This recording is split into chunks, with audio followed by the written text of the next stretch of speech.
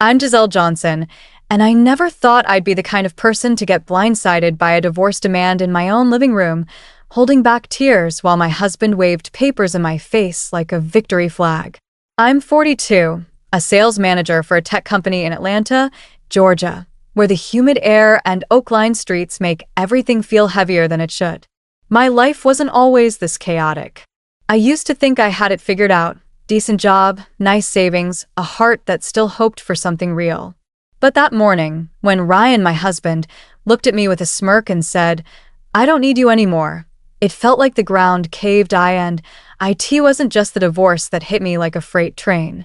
It was what he said next. "Dad's bank account has $500 million, Giselle.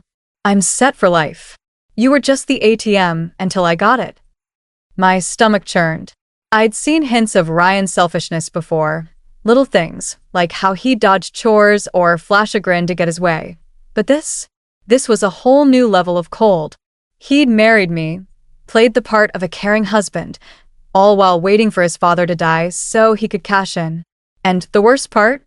He was dragging my father-in-law's name through the mud, a man who'd been nothing but kind to me. I stood there, fists clenched, fighting the urge to scream. My father-in-law had passed away just days ago, and I was still raw, grieving a man who'd treated me like family. Ryan's words felt like a betrayal of both of us. I wanted to lash out, to tell him exactly what I thought of his greedy, spineless plan. But something stopped me, a quiet voice in my head, maybe my father-in-law's, saying, "Stay calm, Giselle." So I took a deep breath, snatched the divorce papers from his hand, and signed them right there. "Fine," I said, my voice steady despite the storm inside. "File them yourself. Send my stuff when you're done." I walked out of that big Atlanta house, past the manicured lawn and the life I thought we'd built, feeling a strange mix of anger and relief.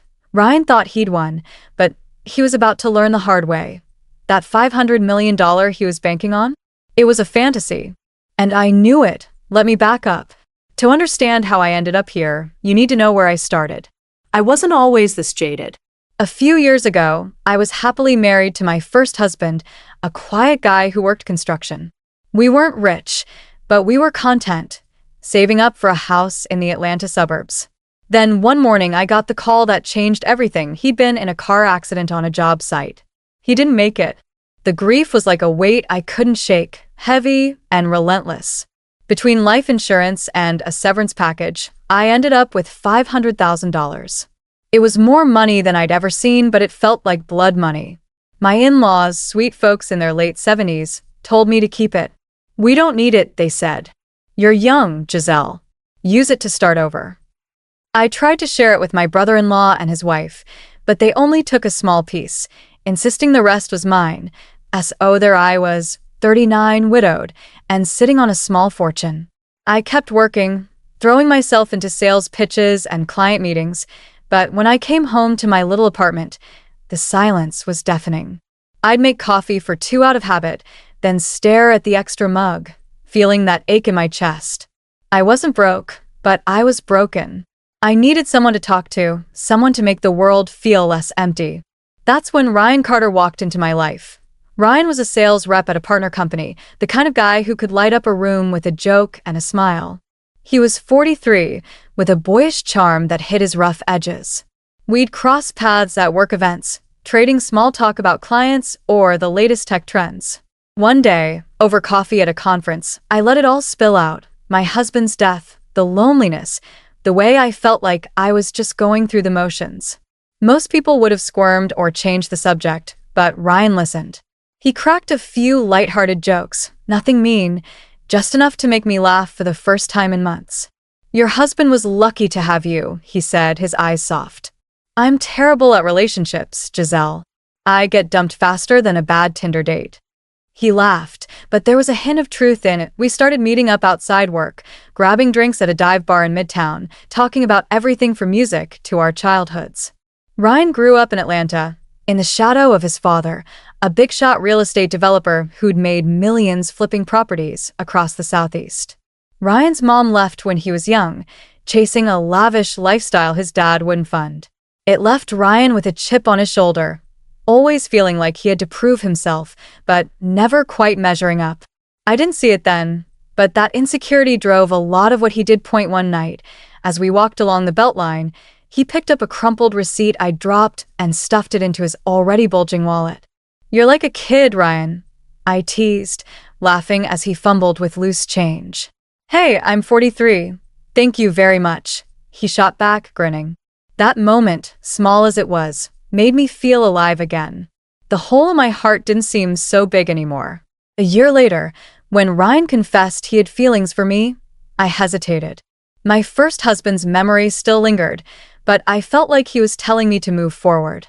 So I said yes to dating Ryan, ignoring the whispers from friends who thought it was too fast. Then, one evening over dinner at a barbecue joint in Decatur, Ryan caught me off guard.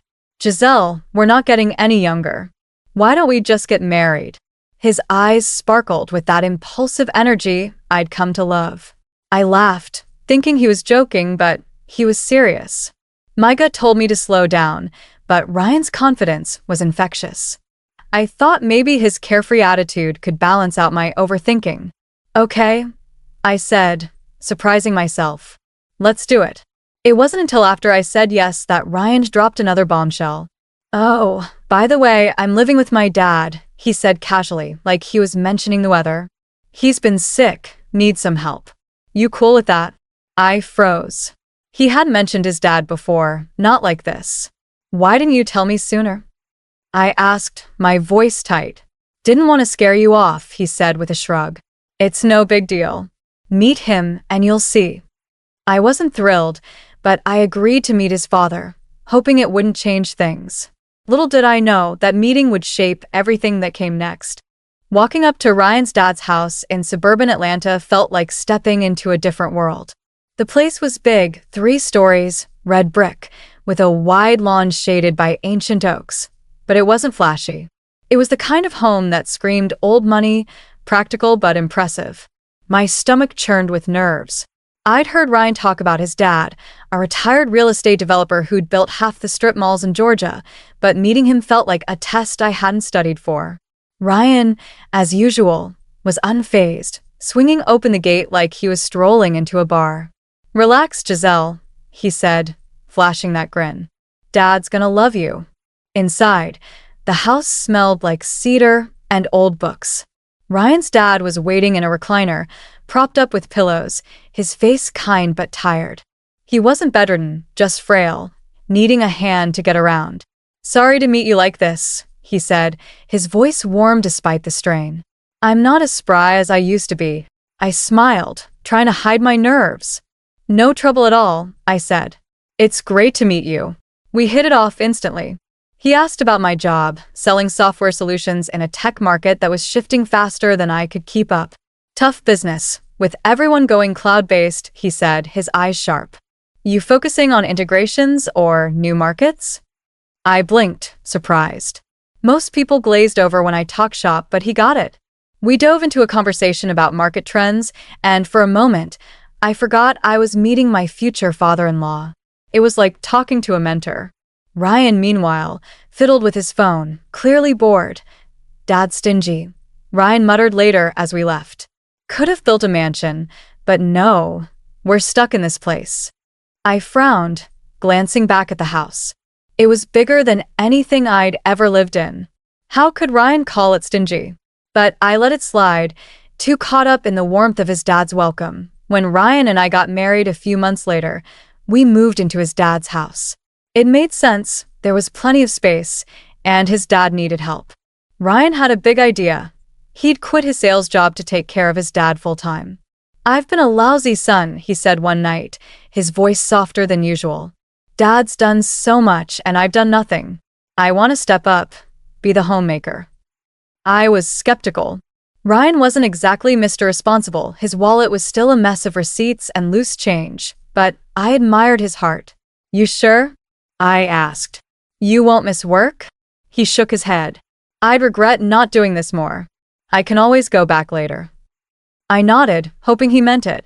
My salary was enough for us, and his dad covered his own expenses, so I agreed to let Ryan handle the house AT first. It was great.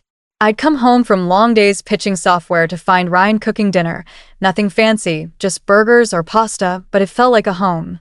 His dad would share stories about his real estate days, like how he turned a rundown lot into a community center that's still standing in downtown Atlanta. He wasn't just a businessman. He cared about people, funding local charities and mentoring young entrepreneurs. I respected him more with every conversation, and he seemed to see me as more than just Ryan's wife. "You've got a good head on your shoulders, Giselle," he'd say. "Don't let my boy drag you down." But the cracks started showing fast. Ryan was diligent for maybe a month, vacuuming, grocery shopping, helping his dad with small tasks. Then he got sloppy. I'd find him sprawled on the couch, scrolling through his phone, while dishes piled up in the sink. "Dinner's handled," he'd say, pointing to a takeout bag on the counter. I'd bite my tongue, too tired from work to argue. His dad noticed too, his face tightening whenever Ryan slacked off. One day, he pulled me aside. "I'm sorry, Giselle," he said, his voice low. "I thought marriage would straighten him out. He's always been careless." I forced a smile. "It's fine," I lied, but inside, I was starting to see Ryan's true colors. Things got worse when I noticed money missing from my account. I'd given Ryan access for emergencies, thinking he'd be responsible. Big mistake. One afternoon, I came home to find a shiny vintage Mustang parked in the driveway. "Whose car is that?" I asked, my voice sharp. Ryan didn't look up from polishing a new set of golf clubs in the living room. "Mine," he said, like it was no big deal. "You got your fancy bathroom from Dad." I deserve something too. My jaw dropped.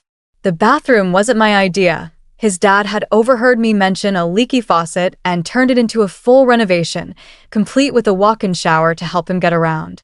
It was practical, not a luxury, and it helped everyone in the house. Ryan's car? That was $30,000 of my money, gone without a word. I checked my bank account later that night. He'd spent nearly $50,000 in a month: car, golf clubs, designer clothes, you name it. I was furious, not just at the money, but at the entitlement. "You can't just take my savings, Ryan," I said, slamming the bank statement on the table. He shrugged. "Dad's loaded. Once he's gone, we'll be set." "What's the big deal?" I felt sick. He was already counting down to his dad's death, like it was just a matter of time before he hit the jackpot. I wanted to walk out right then, but I looked at his dad, frail but still so kind, and I couldn't leave him with Ryan.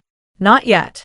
Living with Ryan in that big Atlanta house started to feel like walking on eggshells.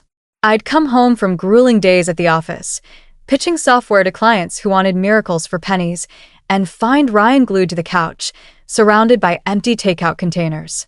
The house, once warm and welcoming, felt like a battlefield.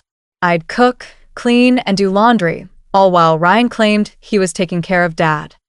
But I saw the truth. He'd hired a caregiver to handle his dad's needs, freeing him up to do nothing but spend my money. One evening, I snapped. "Ryan, what does homemaker mean to you?" I asked, pointing at the sink full of dishes. He rolled his eyes. "Relax, Giselle. I got Dad covered. You're always so uptight." Uptight? I was working 10-hour days to keep us afloat while he treated my bank account like his personal piggy bank. I checked my statements again, another $10,000 gone, this time on a high-end watch. I confronted him, my voice shaking with anger. "You're spending my savings like it's nothing. This stops now." He just smirked. "Dad listens to you, fixes up the house for you. Why can't I have a little fun? His money's coming our way soon enough." I felt a chill. He wasn't just careless. He was calculating, waiting for his dad to die so he could cash in. I took back my bank card that night, locking him out of my accounts. Ryan didn't even flinch. "Whatever," he said. "You'll see, Giselle. I'm gonna be set." His confidence made my skin crawl, but I didn't argue. I couldn't shake the image of his dad, who'd been nothing but generous, being reduced to a paycheck in Ryan's eyes. I thought about leaving, packing my bags and starting over, but every time I looked at my father-in-law, I stayed. He deserved better than being left with someone who saw him as a means to an end. Father-in-law, and I grew closer through it all. He'd call me into his study. a cozy room lined with photos of community centers and parks he'd helped build. "Giselle, you're too good for this," he'd say, his voice soft but firm. "I'm sorry Ryan's putting you through this." I'd brush it off, not wanting to burden him, but he'd insist on talking. One afternoon, he told me about his biggest project, a community center in East Atlanta he'd poured millions into, hoping to give kids a safe place to learn and play. "It didn't work out," he said, chuckling. "Lost a fortune. But I'd do it again. It was for something bigger than me." His eyes lit up when he talked about it, and I saw the man behind the money, a dreamer who cared about people, not just profits. He wasn't stingy, like Ryan claimed. He was careful, spending on things that mattered. When I mentioned our creaky back porch, he didn't just fix it. He had it rebuilt with a ramp for his wheelchair, plus new decking that made the whole yard feel like a retreat. "Makes it easier for me, and you get to enjoy it too," he said with a wink.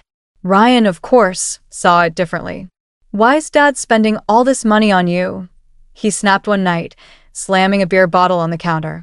"I asked for a new TV, and he said no. But you get a whole damn porch." I tried to explain it was for his dad's mobility, but he stormed off, muttering about favoritism, and my father-in-law overheard and pulled me aside later. "Ryan's always been like this," he sighed. "His mom was the same, spent money like it grew on trees." I tried teaching him value, but it never stuck. His voice was heavy with disappointment, and I felt a pang of guilt. I wanted to fix Ryan, to make him see what he had in his dad, but I was starting to realize some people don't change. One day, my father-in-law asked for my help with something serious.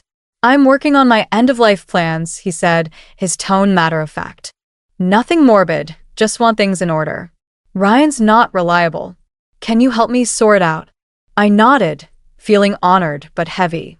We spent hours going over his accounts, his properties, his debts. That's when I learned the truth about his finances, a truth Ryan didn't know. His big community center project had gone bust, and he'd taken out a massive loan, using $500 million of his savings as collateral. If he couldn't repay it, the bank would take it all. He laughed it off, saying he'd planned to start one last project to cover it, but his health was failing. "If I don't make it," he said, "the collateral's gone. Ryan needs to know that." I promised to handle it if the time came, my heart aching at the thought. Ryan's behavior got worse after that. He stopped even pretending to help around the house, leaving the caregiver to do everything. He'd lounge in the living room, buying random gadgets online, a drone, a leather jacket, using his own savings now, but acting like he was untouchable. "Dad's got millions," he'd say, waving me off when I warned him to slow down.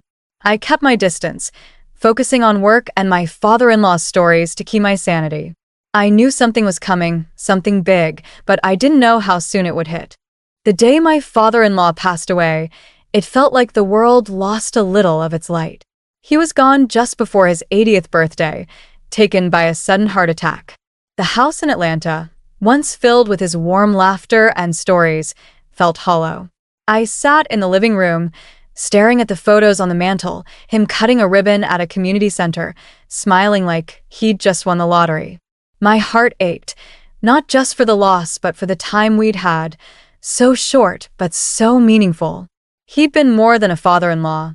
He'd been a friend, a mentor, someone who saw me for who I was. I was still reeling, barely able to process the grief. When Ryan walked in, his face lit up like he'd just hit the jackpot. "Giselle, we need to talk," he said, his voice dripping with excitement. I looked up, expecting maybe a rare moment of vulnerability. Instead, he held up a stack of papers and grinned. "Let's get divorced." The word hit like a slap. I stared at him, my mind struggling to catch up. "What?" I whispered, my throat tight. He didn't miss a beat. "I checked Dad's account. $500 million, Giselle. I'm set for life. I don't need you anymore. You were just the ATM while I waited for this." My blood ran cold. I'd known Ryan was selfish, but this was a new low. He stood there, waving the divorce papers, gloating about how he'd played me, married me to coast on my savings until his dad's money came through.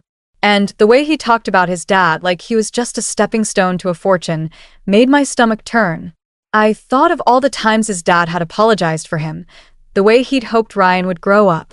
Now, here was Ryan, spitting on that hope that I wanted to scream, to throw something, to make him feel the weight of his betrayal. My fists clenched so hard my nails dug into my palms. But then, like a whisper, I felt my father-in-law's calm voice in my head. "Stay steady, Giselle." I took a shaky breath and looked Ryan in the eye. "Give me the papers," I said, my voice flat. He smirked, handing them over like he'd already won. I signed them right there, my pen shaking but my resolve firm. "File them yourself," I said, tossing them back. "Send my stuff when you're done." I grabbed my purse and walked out, past the oak trees and the life I'd tried to build, my heart pounding with a mix of rage and something else, relief. As I drove away, a laugh bubbled up inside me, unexpected and sharp. Ryan thought he was about to live like a king, but he had no idea what was coming. That $500 million he was banking on? It wasn't what he thought. I knew the truth, and soon, he'd learn it the hard way. A few days after I left, I was holed up in a hotel near downtown Atlanta, scrolling through condo listings and trying to piece together what my life would look like next. My phone buzzed, and Ryan's name flashed on the screen. I almost ignored it, but curiosity got the better of me. "Hello," I said, keeping my voice neutral. His voice came through like a storm. "Giselle, what the hell did you do?" he shouted, so loud I pulled the phone away from my ear. He was panicking, his words tumbling over each other. I let him rant for a moment, then said, "Calm down, Ryan. Tell me what's going on." He was practically hyperventilating. "I went to the bank to pull money from Dad's account, and they said it's locked. There's $500 million in there. Giselle, what's happening?" I could hear the desperation in his voice, and part of me wanted to laugh, but I kept my cool. "You didn't know, did you?" I said, leaning back against the hotel headboard. "Your dad never told you about his business, because you never cared to ask. That $500 million? It's collateral. You can't touch it." "Collateral?" he sputtered. "What does that even mean?" I took a deep breath, remembering the hours I'd spent with my father-in-law, going over his plans. "Your dad poured everything into that community center in East Atlanta," I said. "He wanted to give back, build something for the city. But it tanked. He borrowed $500 million, using his savings as collateral. When he got sick, he couldn't start another project to pay it off. The bank gave him a 2-year grace period, but that's up now. The money's going to settle his debts. It's gone, Ryan." His voice dropped to a whisper. "You're saying there's nothing? $500 million, and it's just gone?" I nodded, even though he couldn't see me. "There's another account, Ryan, $75,000. That's your inheritance. That's what he left for you to live on." Silence stretched on the other end, and I could almost feel his world collapsing. $75,000, he finally said, his voice breaking. I spent everything I had, Giselle. I thought I'd get millions. I'm broke." I should have felt sorry for him, but all I felt was a quiet vindication. "You spent your money and mine," I said, my voice steady. "You assumed you'd hit the jackpot, but you never even talked to your dad about his plans. You just saw dollar signs." He started to stammer, begging me to help, to pretend the divorce never happened. "Please, Giselle," he said. "You've got savings, a job. I've got nothing. I'm 43, unemployed, with barely enough to get by." I shook my head. "You made your choices, Ryan. You don't get to lean on me anymore. Figure it out." I hung up, my heart racing but lighter than it had been in months. Ryan did follow through with his dad's will, sending me $35,000, half of his inheritance, probably because he thought fighting over it wasn't worth the hassle. I heard through mutual friends that he went back to sales, but the shock of losing his fantasy fortune crushed him. He made mistakes, got chewed out by bosses half his age, and quit after a month. Now he's scraping by as a part-time delivery driver, his savings dwindling with every bad decision. I don't wish him ill, but his troubles aren't mine anymore. As for me, I found a cozy condo in Midtown, with a balcony overlooking the Atlanta skyline.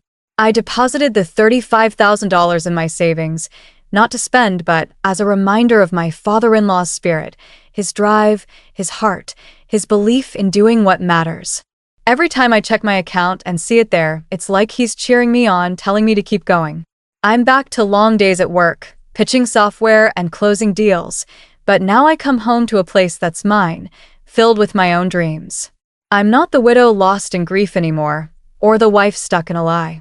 I'm Giselle, and I'm building something new, one step at a time. To everyone who's followed this journey, thank you. You've walked with me through heartbreak, betrayal, and the kind of comeback that makes you feel alive again. If my story hit you, stirred something in your heart, hit that subscribe button and join us. Every tale we tell here is about fighting through the mess, finding your strength, and starting over. Keep carving your own path, and I'll see you at the next chapter.